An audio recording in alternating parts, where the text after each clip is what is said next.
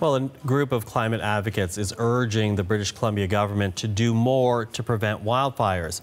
They say forests have become heavy carbon emitters and are calling for a more efficient management system. Our John Hernandez has more. It's been called the new normal. Wildfires have raged to record-breaking heights for 2 consecutive years in BC.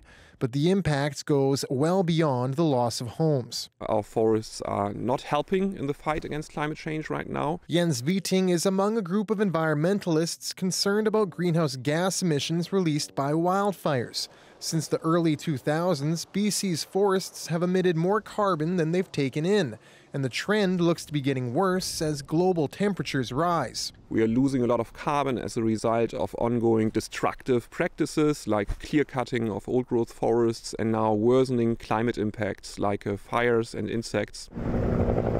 Government data suggests BC wildfires emitted up to 200 million tons of carbon in 2017. Similar numbers are expected for last year's historic wildfire season.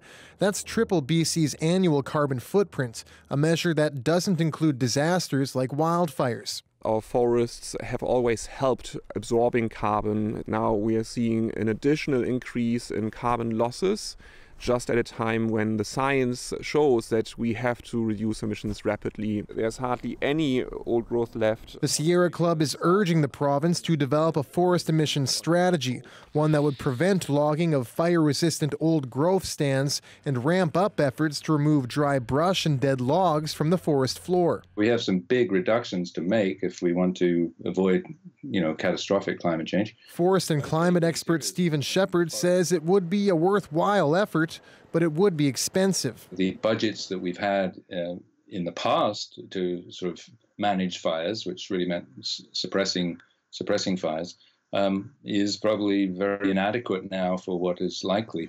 The BC government has spent nearly $1 billion responding to wildfires since 2017. It's vowed to increase funding to make communities more fire resistant and protect more old growth trees. John Hernandez, CBC News, Vancouver.